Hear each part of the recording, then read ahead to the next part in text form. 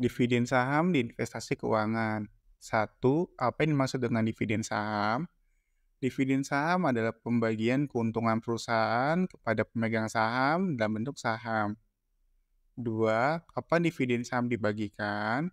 Dividen saham biasanya dibagikan bersamaan dengan dividen tunai, tapi tidak selalu. Tiga, berapa dividen saham yang dibagikan? Jumlah dividen saham yang dibagikan kepada pemegang saham ditentukan oleh Dewan Direksi Perusahaan berdasarkan kebijakan dividen perusahaan. 4. Bagaimana cara perhitungan dividen saham? Dividen saham dihitung berdasarkan jumlah saham yang dimiliki oleh pemegang saham. 5. Bagaimana contoh perhitungan dividen saham? Misalnya, jika seorang pemegang saham memiliki 100 saham dan perusahaan membagikan dividen saham sebesar 10%, maka pemegang saham tersebut akan menerima 10 saham baru. 6. Bagaimana cara pemegang saham menerima dividen saham? Pemegang saham dapat menerima dividen saham melalui rekening efek yang terdaftar di Kustodian Sentral Efek Indonesia atau KSEI. 7. Apa saja keuntungan dari dividen saham?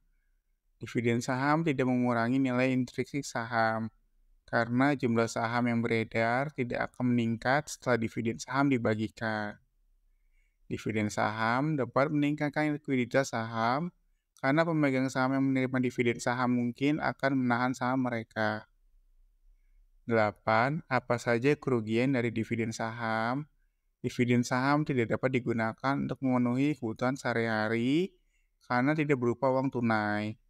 Dividen saham dapat mengurangi imbal hasil yang diterima oleh pemegang saham karena harga saham perusahaan mungkin akan turun setelah dividen saham dibagikan. 9. Apa saja contoh perusahaan yang pernah membagikan dividen saham? Berikut adalah nama-nama perusahaan yang membagikan dividen saham. 10. Di mana pemegang saham bisa cek informasi dividen saham? Pemegang saham dapat mengecek informasi mengenai dividen saham yang dibagikan oleh perusahaan melalui website Bursa Efek Indonesia atau BI atau website perusahaan.